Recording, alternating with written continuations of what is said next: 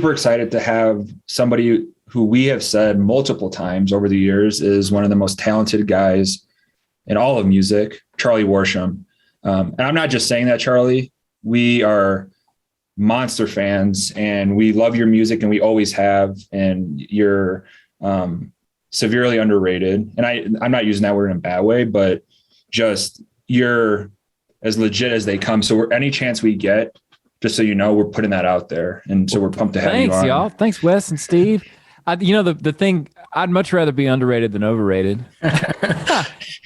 Nobody. If you call me overrated, I would then take that as a negative comment. But underrated, hey man, that's a great simple response because I don't think anybody's ever said that to us. No, that's such a great way to put it. And I feel like we're always a little bit worried when you say underrated. Somebody's like, okay. No. Well, on Twitter, we'll pose that question quite often. Your name comes up a lot. I see it. Every about 3 months, we like to do that same question in a similar way of who's the most underappreciated, underrated, doesn't get the love they deserve, whatever, because we like to kind of gauge what people are thinking. Your name comes up a lot. And when you look at what you've played on, you have the playlist of people may not be aware. You've played on tons of records, tons of big names. Eric Church, Luke Combs, Casey Musgraves, Dierks Bentley, Kit, Brent Cobb, the list goes on. I mean, you're kind of that guy, right? They come to you these days and they want you to play on their records because you're so talented with what you do. Well, you know what it is I'm a flavor of ice cream that is unique to me. And making records, you're trying to put the ingredients together to make something special. And I am not always the best person to call for a project, but I have a thing. And as do all of these fantastic session players in Nashville.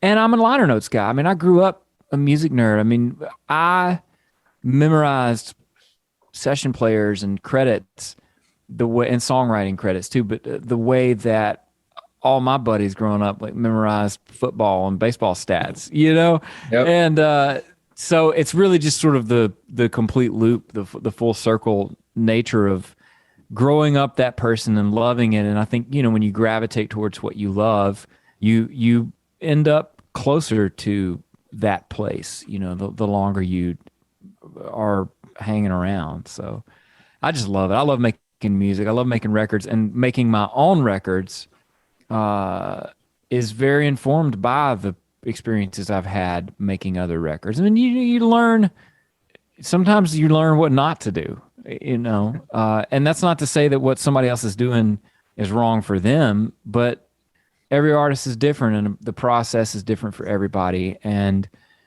it's a really cool way to gain wisdom, to be in the session player chair and watch something happen and then analyze that after the fact and think, okay, well, if that had been me, if I'd been making my record, would I have wanted to go about it that way? So every one of those experiences, I walk away not just with the, you know, a paycheck or whatever for playing on the session, but with the more valuable thing, which is knowledge. For sure. And we'll definitely get to your new EP here in a minute, but can you maybe explain quickly what like a session kind of looks like for those who don't know? Because I don't know if we've ever had somebody with your kind of playing expertise on the podcast before. Oh, are you kidding? I'm so ready to go full tilt with the nerd side of me here on this. So one of the coolest things about Nashville is it is unique in that every day in this town, in at least a dozen studios, like world-class studios,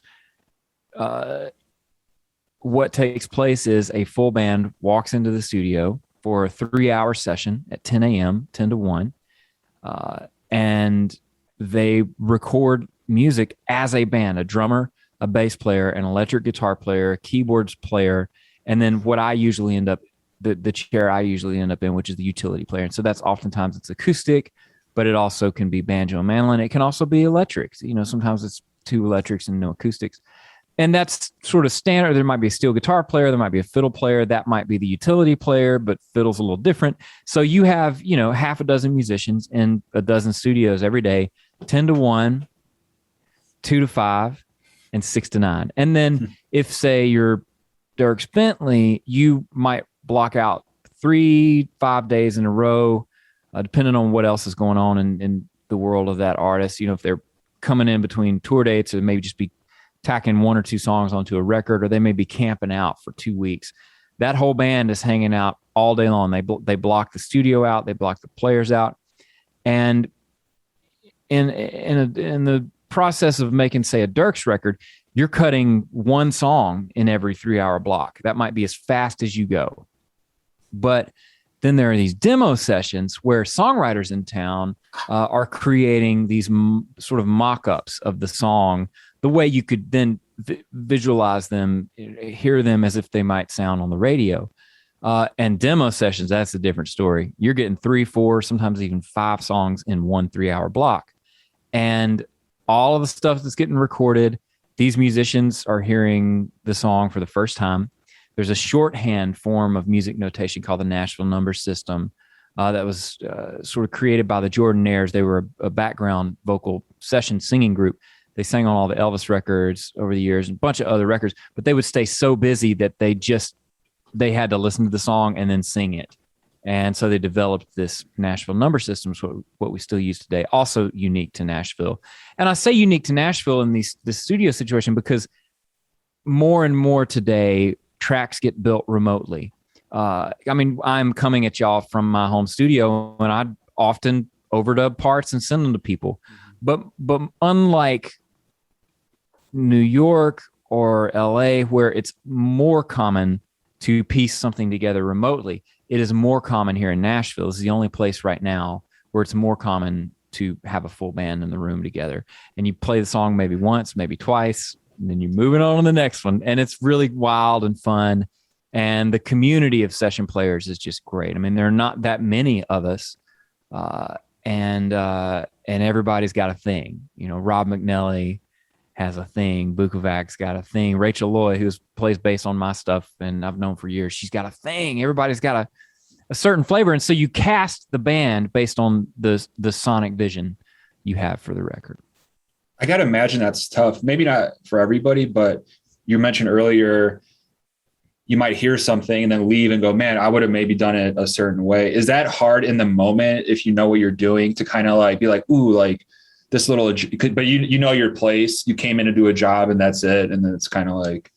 Yeah, exactly. You might, it would not be unlike being a carpenter, or somebody that builds shelving and cabinetry, and somebody calls them up and says, I want you to come to my house and redo my kitchen cabinets, and I want it this way. And you politely say, well, here's something worth discussing, just so you know, this kind of paint, in 2 years, you're going to have to repaint. It's going to look like and shit. Structurally speaking, this may not, when you want to resell the house, this is not necessarily going to help you or whatever. But yeah, you have to, it's your job to build what they want. And in a weird way, if you have the right attitude, you can go into those sessions where they're going, the wrong way down a one-way street or whatever, and there's a lot of traffic coming. And you just embrace it and you go, all right, this is what I'm going to do today. Like I want you to play this part exactly like it's on this song and whatever. But it's great. You sometimes learn more from those sessions than you do the ones where everything's just amazing. Cool. Is there any moments in there where you're like, people start butting heads creatively and stuff? I imagine that might happen here or there. Or are you more to just like, I got to do my job and shut up? Like any situation, there are times when some people in the room might get a little heated or whatever. I mean, it runs the gamut, but this is where the producer is so critical because they, alongside the engineer, one of my favorite quotes from a session player is from Tom Bukovac. He's like, who's the most important member of the band? The engineer. The reason being, we're on headphones. That's another part of this I meant to describe is, there's a big room where the drums are and they got microphones to capture that big room sound, and the bass player and electric guitar player in there with the drummer, because their instruments don't make acoustic noise, nor do they need to be picked up by a microphone that the drums would bleed into. And then the singer and the piano player, they're all in these different little booths. Me, especially being often on acoustic, I'm in a booth. And then there's the control room that's got the giant mixing desk. And that's where the artist is hanging out, or the songwriters and the producer, engineer, any guests in the studio are hanging out in the control room. A lot of times we can't see each other, us in the band. And the only way for us to communicate is via our talkback microphones and our headphones. And the engineer has to be sure to make sure all the microphones, talkbacks are working, and that what we're getting, the mix we're getting in our headphones, feels good and we have what we need. Because if we can't hear each other very well, we can't do our job. And a producer similarly is kind of scoping out the vibe at all times. And they may say, guys, I know we got an hour left in this session, but look, we ordered some food and it's here, and let's put this thing to bed. Let's get some food in our system and we'll come back to it, And so good producers prevent that from happening. Mm-hmm. And when it does happen, handle it in a graceful way. But I've gotten a little riled up at times, the younger me, especially, will get stubborn about a part. And what I realized I had to check myself. I was like, dude, you're not Charlie, the record deal dude today. You're Charlie, the session player. Like when you're on your session making your record, you can have this opinion, but it's not your job to do that today. And sometimes you sit there and you bite your tongue, and eventually they actually come all the way back around to like what you would have suggested. But again, it's not your job, in that role. But it's fun. Honestly, that kind of stuff is not common. It's, usually everybody's having a good time and the music's great and the artist is great and it's fun, because you're with your friends. I mean, you see a lot of the same people on these sessions, and you're with your buddies. In the break, you catch up. Now for me, being a dad, like all the other players who are parents, I'm like, oh my gosh, tell me about 4 months or whatever. And it's great. Congrats on the baby. I had one about a year ago. Wes has one coming up in about a month or so. I mean, so my wife might go into labor during this podcast. I don't know. I understand. We were at the Opry. I was playing the Opry, and my wife thought she was about to go into labor. And I was thinking, we're going to have the first child born in a dressing room. That would have been that would have been perfect for you though, right? Oh yeah. I mean, it was 13 days later. And then after going through the process, we realized like, oh, that wouldn't. Yeah. But it could, Yeah, you never know. You never know. Speaking of your buddies, you got to play with, and Wes has a funny story after this, but with Eric Church on his new Heart and Soul collection of albums, you actually went right to his little hideout in the mountains of up to Banner Elk. Yeah. And it was this sort of resort area, this restaurant on the compound of the resort that was closed for the season. And they moved everything, cleared the floor and brought all of Jay Joyce's gear up there, and they would write the songs during the day. And then we'd usually start recording maybe 8:00 at night, or if that, like if we were lucky, and we'd go into the night, like 3, 4 in the morning, and they put us up in these beautiful cabins. And, what's so cool about that? Well, there's a lot of cool things about that particular experience. And I was up there for 2 of the weeks. But I'd worked with Jay before on the Chief record, and I'd been a fan of Jay's for a long, long time. And with Banner Elk, I had in the back of my mind all the way up there, not even thinking about Jay necessarily, but he was on my radar. Like, man, I'm going to be making a record of my own soon. I got to be thinking about who I want to produce this. And then we're standing around all day waiting for the song to get written. Next thing I know, I'm hanging out with Jay Joyce all day, and he's playing me records. I'm playing him records. We're having conversations. And through, between the first day of the first week I was there and the last day of the second week I was there, I reached this place where I was like, I got to have Jay produce this record. And we had even started to kind of have loose conversations about what that might look like and his opinions and thoughts. And I love that, because more often than we even realize, records are connected. Different records that you wouldn't even think are connected. Like my previous record, Beginning of Things, from 2017, I was working with one of my best friends in the world and somebody I've been friends with since college, Eric Massey. But Eric and Frank Liddell had connected to co-produce that project. at around that same time, Frank, of course, had been producing Miranda Lambert for years and years. And Frank and Eric are kind of having this moment of like, wow, we got a creative thing going. So here comes Miranda. She's ready to make a record. Next thing we all know, she makes the record in Eric's studio in his backyard in East Nashville. And it's not like I sat everybody down and said, Eric, Frank, Miranda, y'all all meet.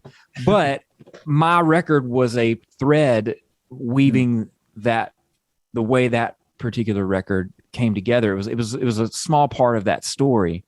And same with the Eric Church and me just happening to be in the room with Jay and have that time to have that conversation. Had we been in his normal studio and I was in and out, might not have happened that way. That's really cool. Was this Church record, was that process like pretty, because he kind of brought some of you session guys in to put a little pressure on his regular band. He said that. And did you guys feel like a little bit of like kind of the grind of doing that kind of record every night thing? Or was it more just like fun for somebody like you to get in there and just try and rip it up?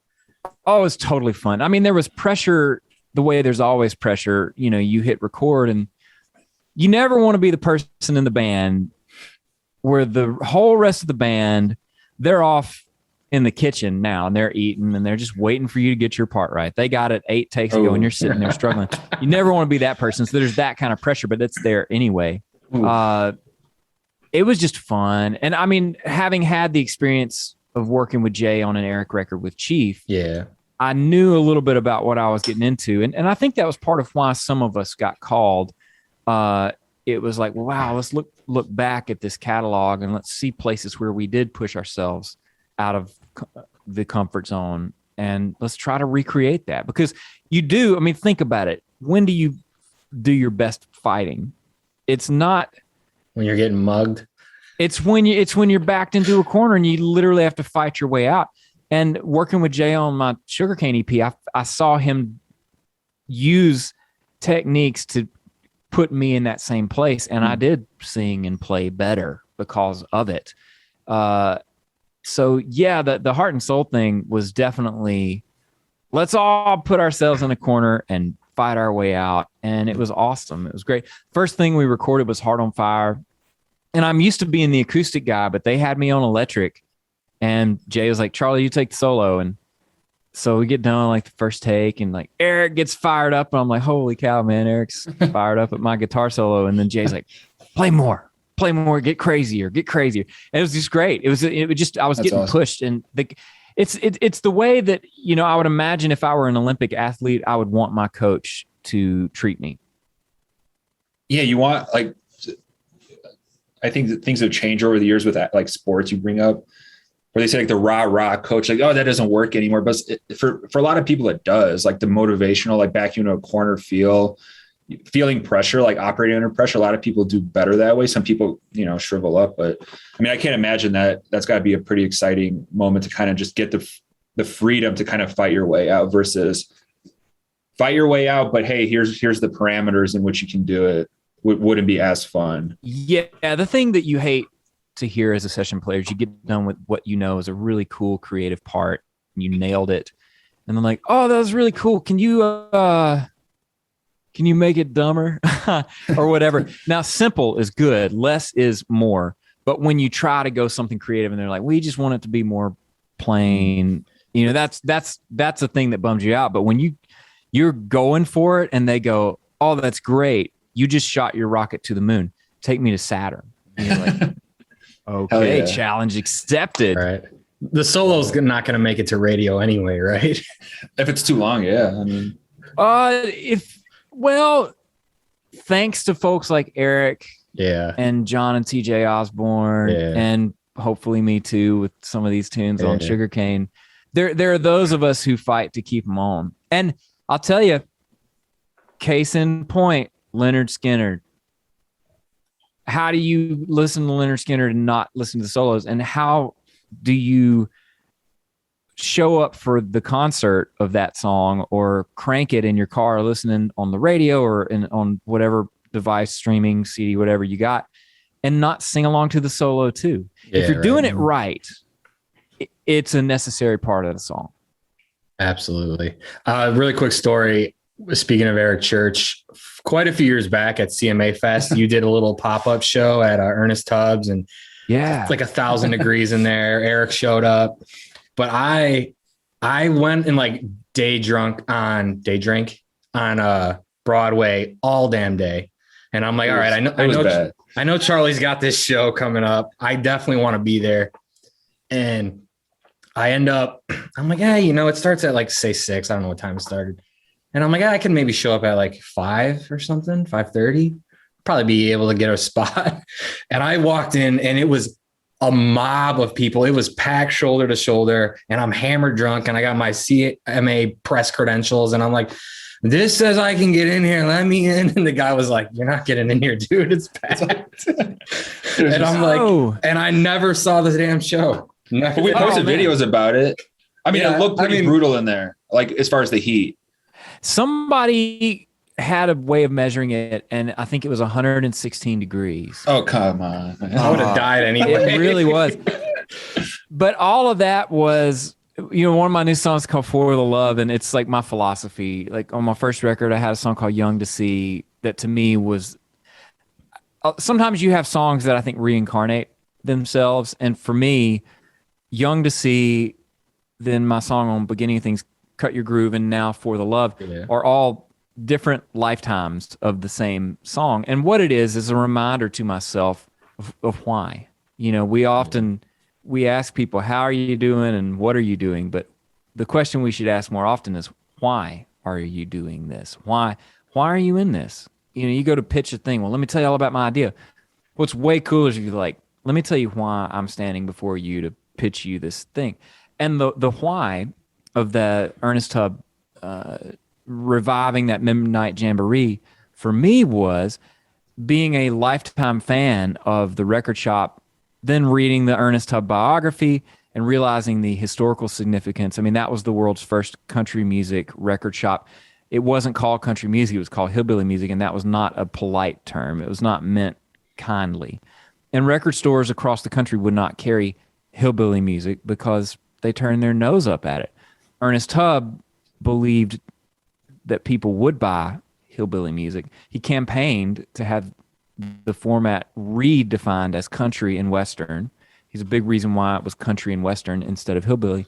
And then he built this record shop, and for the first decade he lost money because records were made of the brittle shellac, and most of his business was shipping, and a lot of his orders broke, but he honored every order.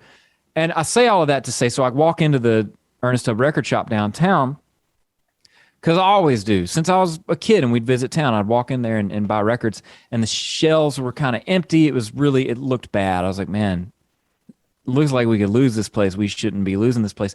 I get to talking to the people that work there. I talk them into bringing this thing together. Turns out I start calling people on the phone and making the asks, and everybody's like, heck yeah, I love that place.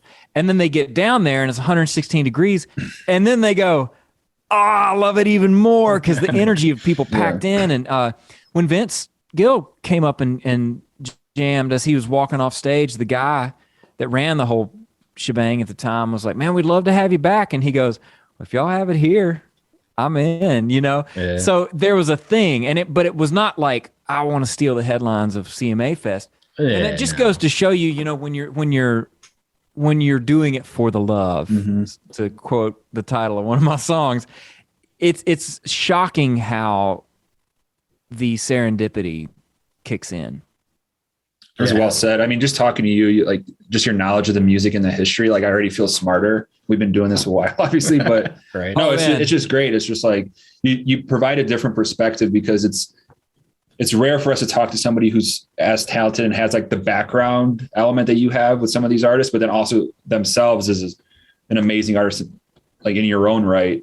Which brings me to the EP Sugar Cane, which is awesome. But one song specifically that Wes and I were talking quite a bit about is Fist Through This Town, which I think can resonate with a lot of people, can resonate with us when we started this as a startup, like the stress that goes into building a business and all the ups and downs and getting jaded and angry. You talk about anger sometimes can be used in a good way. I think I read in one of your quotes, and I'm totally on board with a lot of that. But there's a time where that can flip, right? And that anger can slowly turn into kind of a toxic animosity towards paying attention to what people might be doing, or, damn, we didn't get there.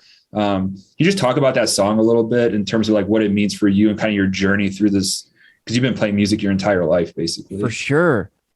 Yeah. My whole life I'm playing music, and it all just kind of everything. I'm a big math nerd too. I was captain of the math team in high school. U Alpha Theta, where y'all at? And my journey was very mathematical. And what I mean by that is the more I practiced, the better I got. The more gigs I played, the more cash went in my pocket. The more I sang, the stronger my voice became. The better my little cover band that played in bars got, the more our phones rang for even cooler gigs. And we could get paid $600 instead of $400, or Lord, a wedding, which would be like crazy, And so I have this experience all the way up until I'm out there with a record deal.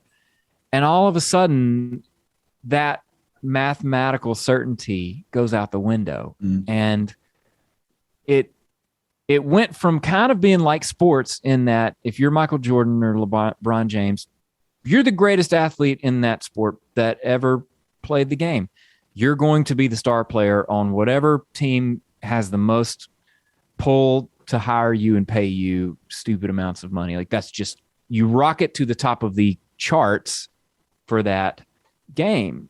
And music doesn't work that way. It's less tangible. People gravitate to what they gravitate to. Trends change. All of this stuff, it just goes into a different kind of a soup.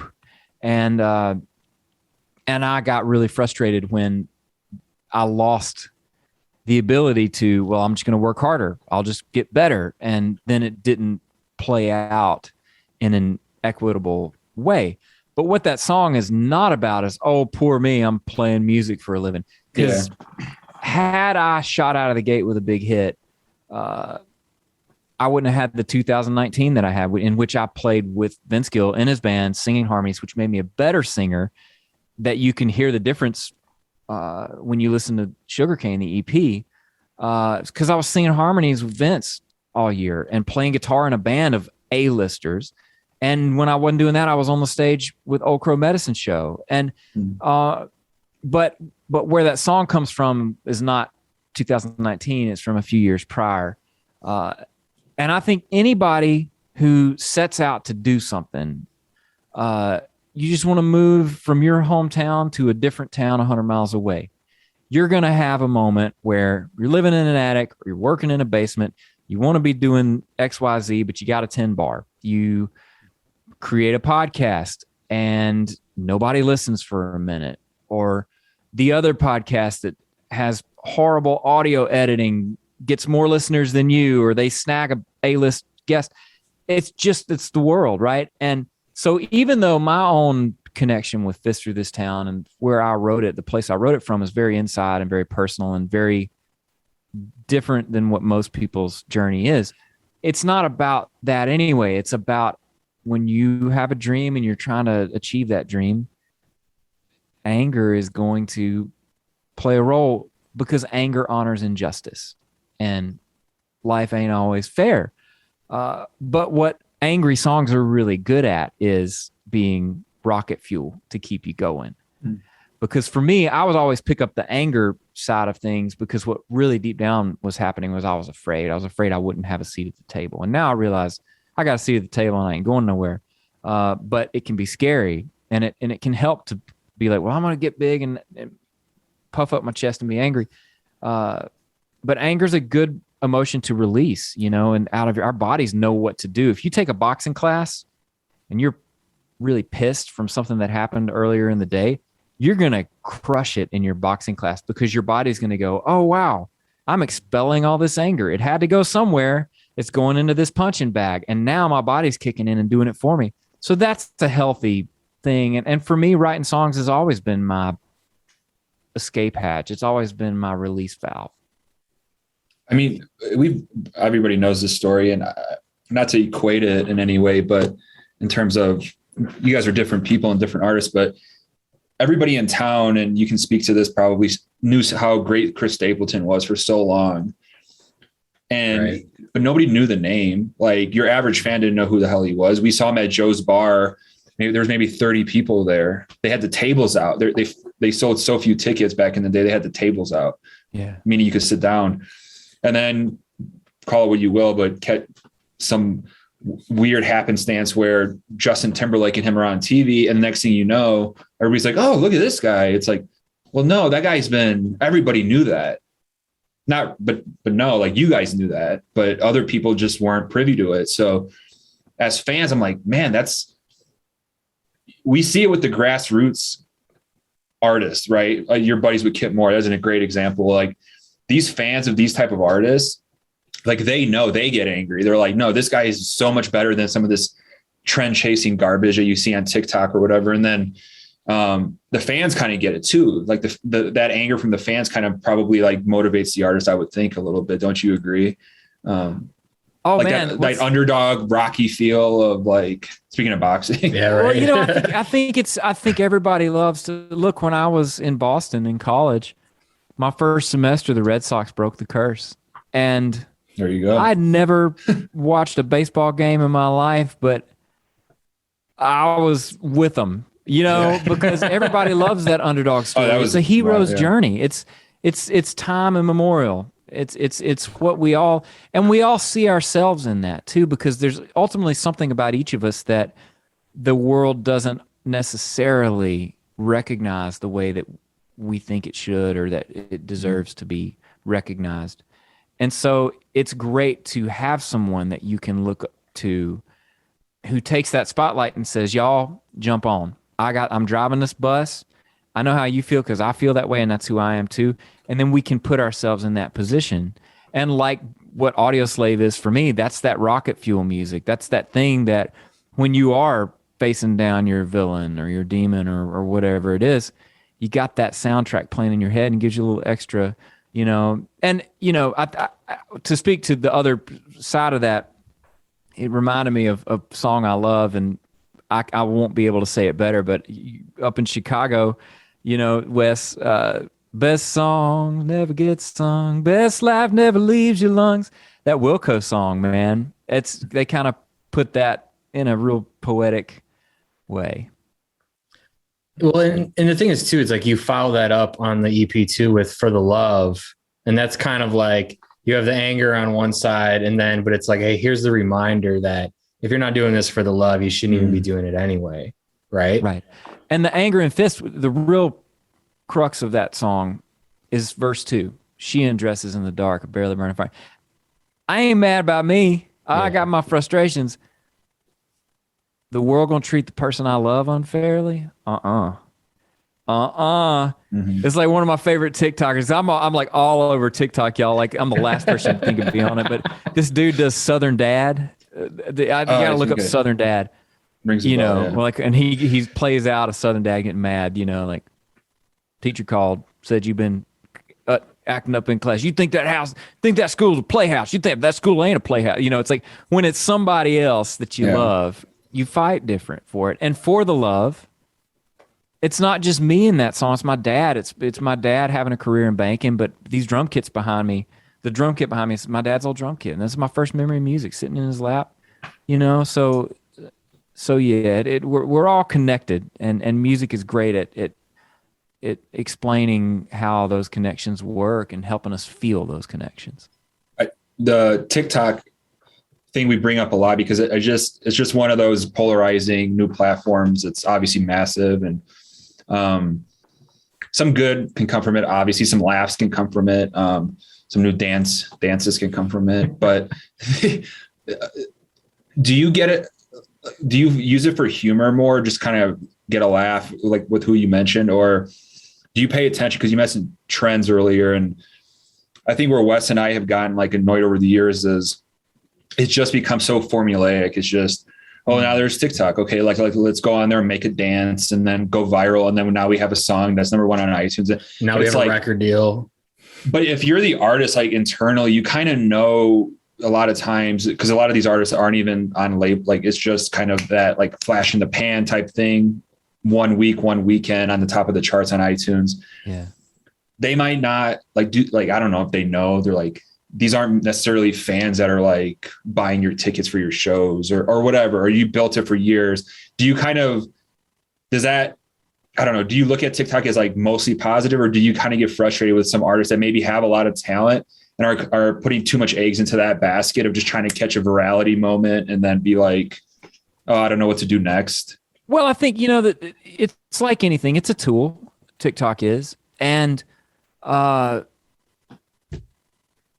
don't envy TikTok stars. I actually feel for them because I've been doing this, at least from living in Nashville standpoint. I've been making a living in music officially for 15 years. I'm not a household name, but as For the Love says, I do pretty good for myself. And I wanted to hit out of the gate. That makes me think about when I first signed my record deal and all these guys and gals that were on my label at Warner were getting hit after hit after hit. They get 3 number ones in a row. And here I was, and New Faces, CRS had made me a part of New Faces, which I was honored and am honored by, and took to mean like, we believe in you. We want you to take a role in the future of this music. And then my music didn't take off.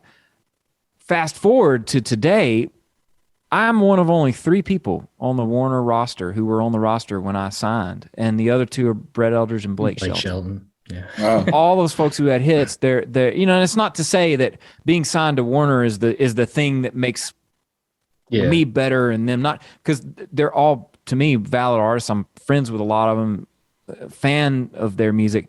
It just might not have been the right path, but I say that to say, whether it's a record deal, a hit song, TikTok, or whatever comes next, I've been around long enough to see, well, yeah, that might be a leapfrog moment. It might be your Timberlake Stapleton moment, but the reason Stapleton's a massive superstar is that when that moment happened to him, he had this whole world. Same with Eric Church. When he started to have hits, he was already selling a lot of tickets.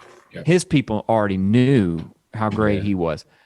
And when the rest of the world found out, not only did they get Drink in My Hand and Springsteen and all that, they were like, oh, wow, there are 2 records here that were already out in the world and they're all great. I'm going to go buy them up and listen to every song. And now those people go to every show and they sing along to every song. Eric doesn't have to play his hits. He can play These Boots and get people singing along as much as to any song he's put out. And so for me with TikTok, my job is to figure out how to use that tool to my advantage. It's a fishing line in the water. If I can keep that line in the water, it's one more possible way for a fish to bite my line. And so what I do songwriter tips.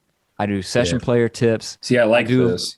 I go instrument by instrument by instrument, all the instruments that I own. Some licks. And I tell the story behind them. I say, well, I played this on this record. Here's the part. You're helping people you're also helping those like Wes likes to play guitar, but if there's a kid who's like, I really want to like just focus on playing guitar, like you're helping them in some way too here. Like you're not just, doing a 15-second thing to try to catch a hit.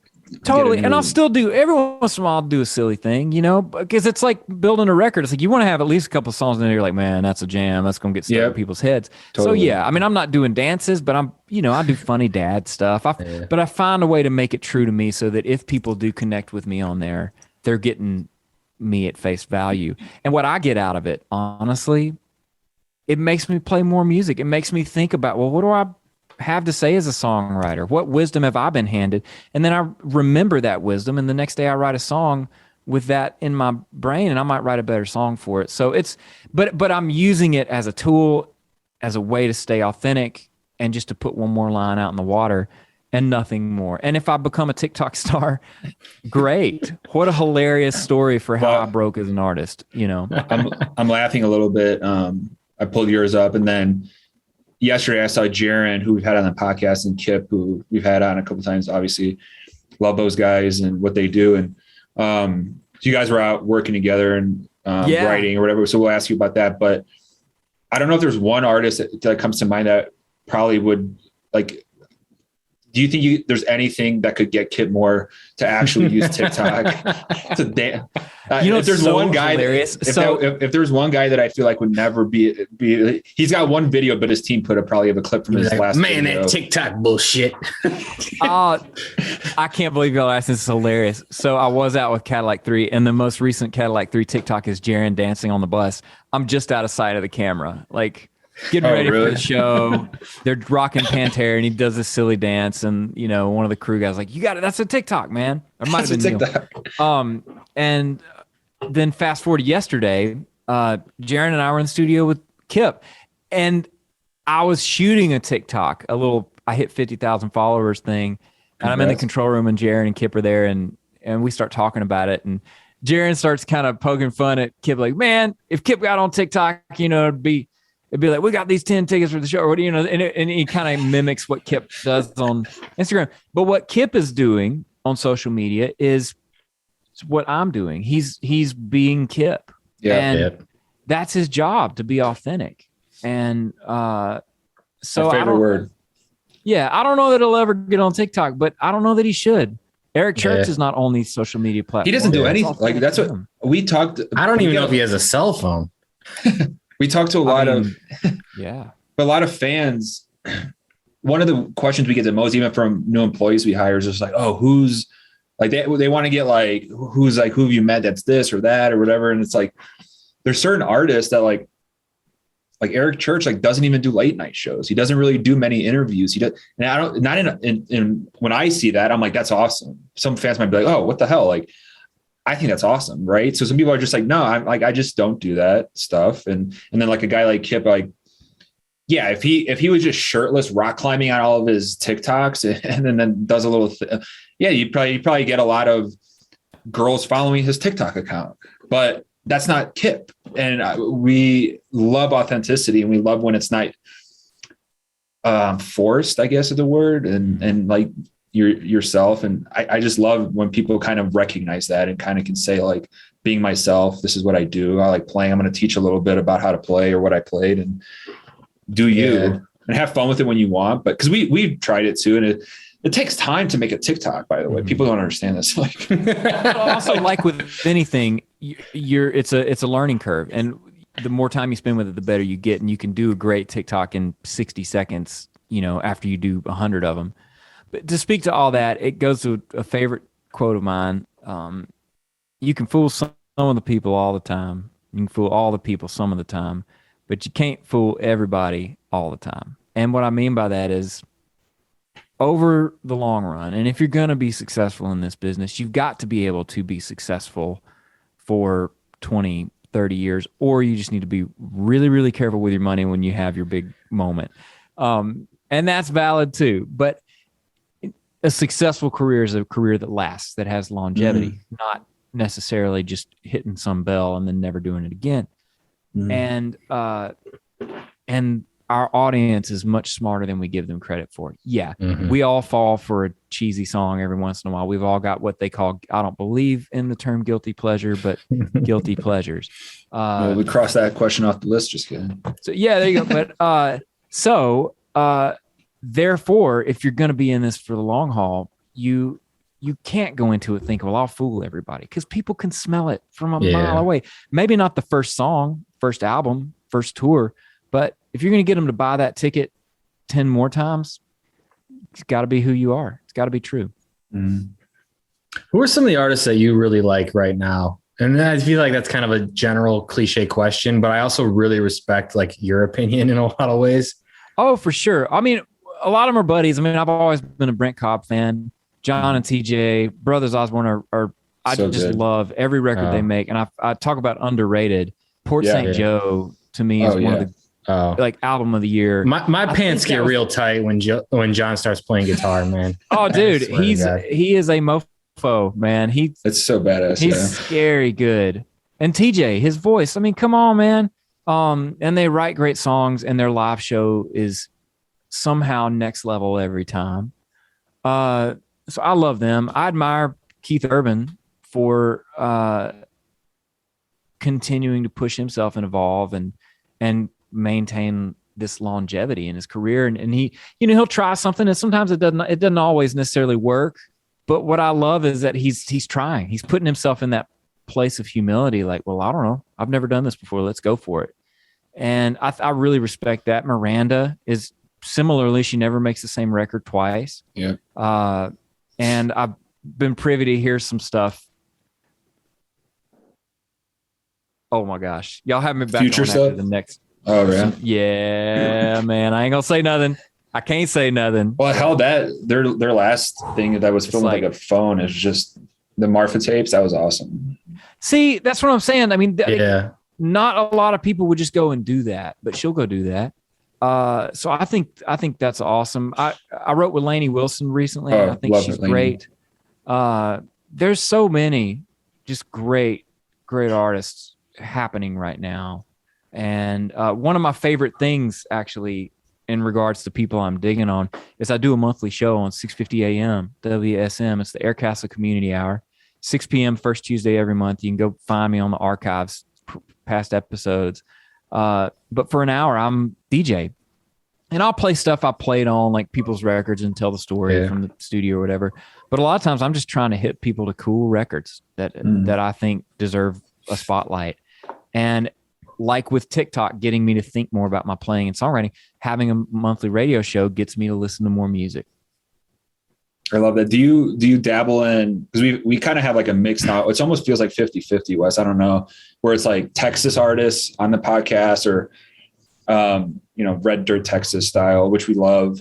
I've started gravitating a lot more towards that in my last few years of my music listening life, for a lot of reasons. Probably kind of the formulaic Nashville way with some of the mainstream stuff kind of got to me after a while. But do you kind of, country is so vast, with like a Coulter Wallace singing that Plains music, and the cowboy, and you got the Tyler Childers, and you got like a Cody Jinks crew, and you have like the Texas guys, like, the list is. Hey, my wife and I are about to go to the Ryman to see Wade Bowen and Randy. I was going to ask. I think I saw Wade's Wade Bowen's song. Yeah, we had Wade on with Randy. With Randy Rogers. Yeah, we had them on together, and just like those guys are just all so chill and just like so good, and like road warriors. And it's a difference. It's a little bit of a different world, but do you kind of also get involved in that space a little bit when it comes to? Oh yeah, Wade was one of the first people to take me out, riding on his bus, opening his shows.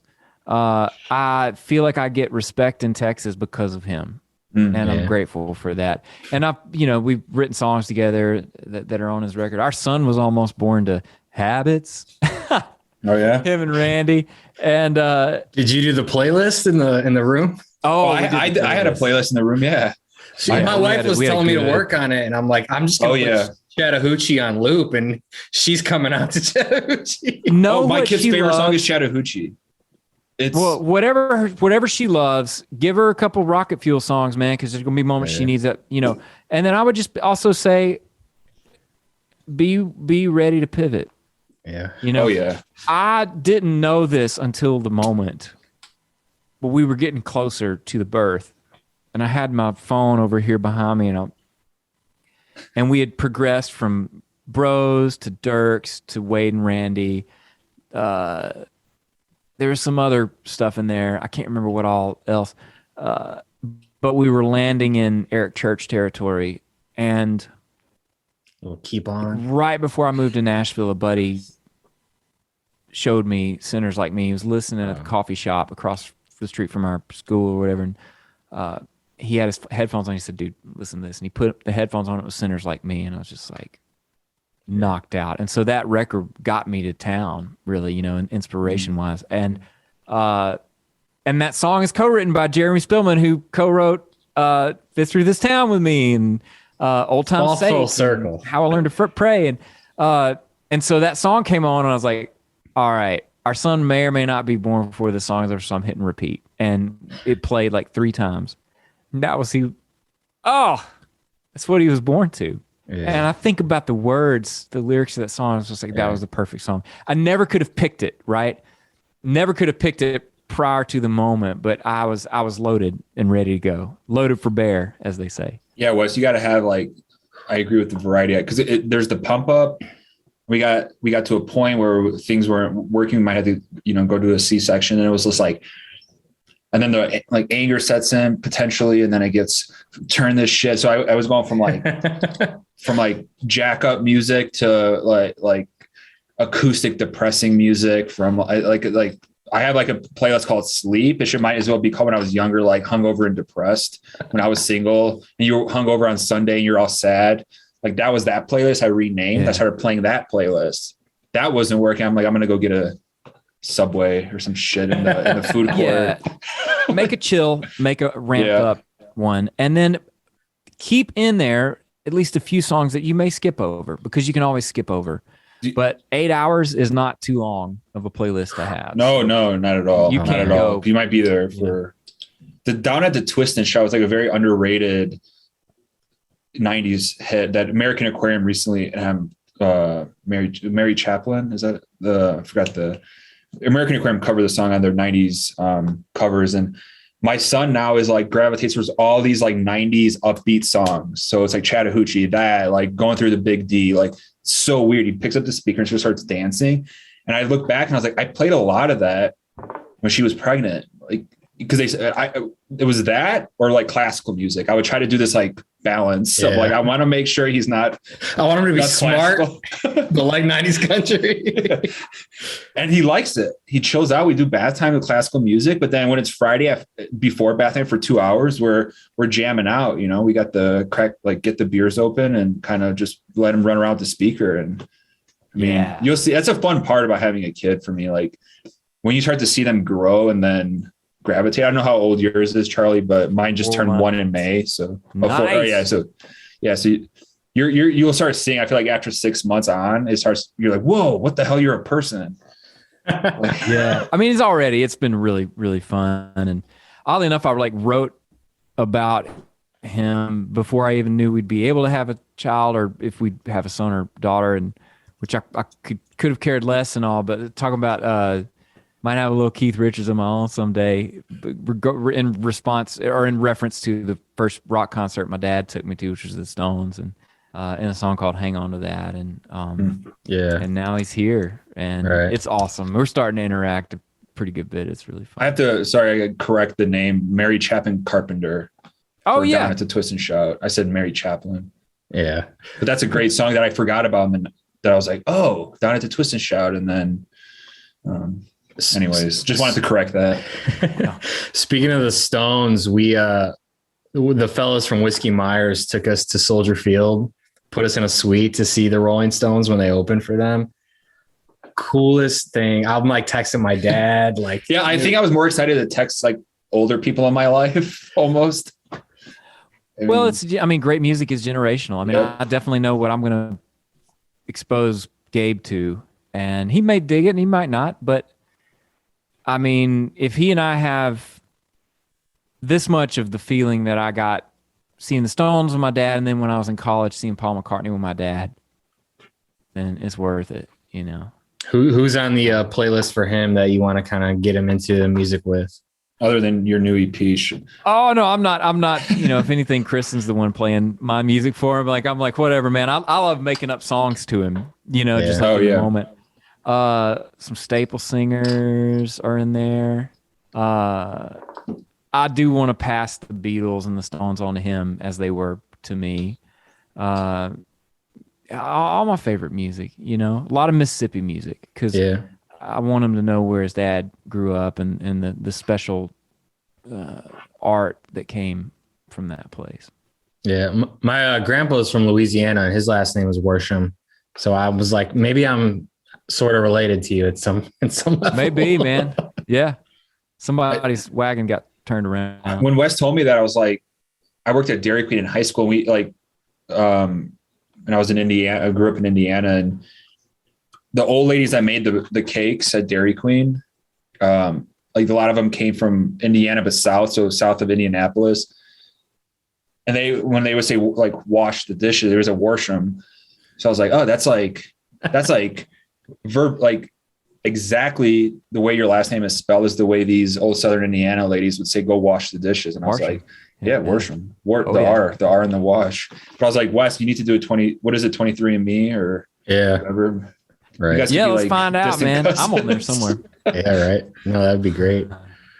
What do you think? I was gonna say, what do you think like the rest of the year looks like? Are you a little bit worried that touring might get shut down or anything like that?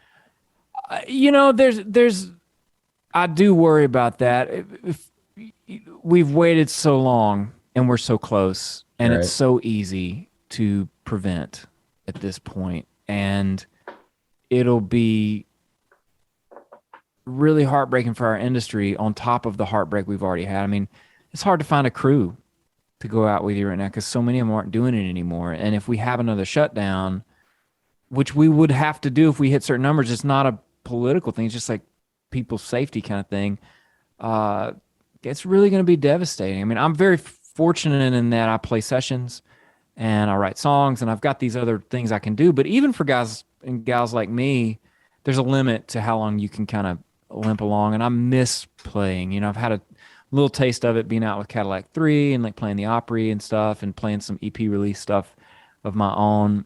But the plan, the hope is that everybody will just, you know, go get vaccinated, please, please, please. Look, you know, if it's religious reasons, just think, well, God created these scientists and gave them the knowledge to help people. And there's a reason that we don't have to worry about polio anymore. It's vaccines. It's just so, you know, it's so plain as day. Man, I'm gonna hopefully be back in the studio between now and the end of the year, cutting another 6. Certainly not done with these. I feel like we're just getting started with Sugarcane, but I want to keep the train rolling. And there'll be a little bit of touring. It'll take a little longer for me. It's a little bit of a bottleneck right now. Hopefully some international touring when that is possible again. And being dad, you know, and playing sessions, writing songs, doing the thing. I've TikToking. Yeah. and loving it and being grateful. I'm grateful for it, and I'm proud of the music I'm making and releasing, and I'm just loving where life is right now. Well, Charlie, we know you got to run. New EP Sugarcane, amazing. Thank you so much for hanging out. It's been long overdue, and you know, hopefully soon we can see a show and hang out. Well, heck, yes, Wes and Steve. I appreciate y'all. Appreciate the love, and look forward to seeing y'all soon. All right, buddy. See you, man. Stay safe out there.